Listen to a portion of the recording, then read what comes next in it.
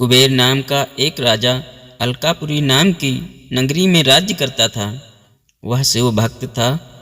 उनका हेमामाली नामक एक यक्ष सेवक था जो पूजा के लिए फूल लाया करता था। हेमामाली की विशालाक्षी नाम की अति सुंदर स्त्री थी। एक दिन वह मानसरोवर से पुष्प लेकर आया, किंतु कामासक्त होने के कारण पुष्पों को रखकर अपनी स्त्री के साथ रमण करने लगा। इस भोग विलास में दोपहर हो गए।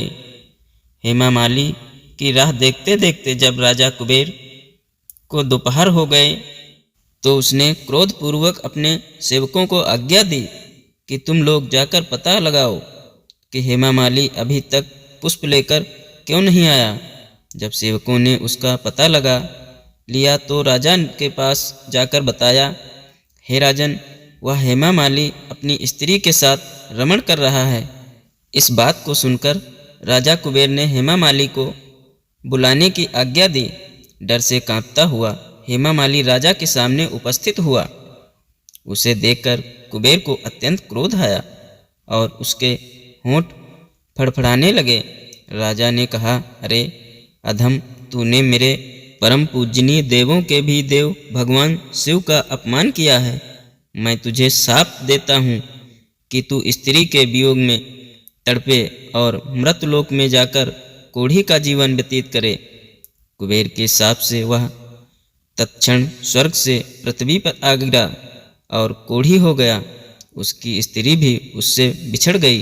मृतलोक में आकर उसने अनेक भयंकर कष्ट भोगे, किंतु शिव की कृपा से उसकी बुद्धि मलिन न हुई और उसे पूर्व जन्म की भी सुध रही। अनेक कष्टों को भोगता हुआ तथा अपने पूर्व जन्म के कुकर्मों को याद करता हुआ वह हिमालय पर्वत की तरफ चल पड़ा। चलते चलते वह मारकंडे ऋषि के आश्रम में जा पहुंचा। वह ऋषि अत्यंत वृद्ध तपस्वी थे। वह दूसरे ब्रह्मा के समान प्रतीत हो रहे थे और उनका वह आश्रम ब्रह्मा की सभा के समान शोभा दे रहा था। ऋषि को देखकर हेमामाली वहां गया और उन्हें प्रणाम करके उनके चरणों में गिर पड़ा। हेमामाली को देखकर मारकंडे ऋषि ने कहा, तूने कौन से निष्कृष्ट कर्म किए हैं जिससे तू कोढ़ी हुआ और भयानक कष्ट भोग रहा है। महर्षि की बात सुनकर हेमामाली बोला, हे मुनि श्रेष्ठ, मैं राजा कुबेर का अनुचर था। मेरा नाम हेमामाली है। मैं प्रतिदिन मानसरोवर से फूल लाकर शिव पूजा के समय कुबेर को दिया करता था। एक दिन पत्नी सहवास के सुख में फंस जाने के कारण मुझे समय का ज्ञान ही नहीं रहा और दोपहर तक पुष्प न पहुंचा सका। तब उन्होंने मुझे शाप दिया कि तू अपनी स्त्री का वियोग और मृतलोक में जाकर कोढ़ी बनकर दुख भोग। इस कारण मैं कोढ़ी हो गया हूँ तथा पृथ्वी पर आकर भयंकर कष्ट भोग रहा हूँ।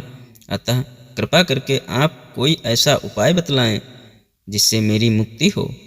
मारकंडे ऋषि ने कहा, हे हेमामाली, तूने मेरे सम्मुख सत्य वचन कहे हैं, इसलिए मैं तेरे उद्धार के लिए एक व्रत बताता हूँ।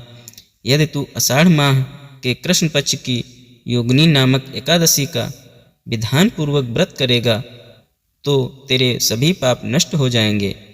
महर्षि के वचन सुन हेमामाली अति प्रसन्न हुआ और उनके वचनों के अनुसार योगिनी एकादशी का विधान पूर्वक व्रत करने लगा। इस व्रत के प्रभाव से अपने पुराने स्वरूप में आ गया और अपनी स्त्री के साथ सुखपूर्वक रहने लगा। धन्यवाद दोस्तों।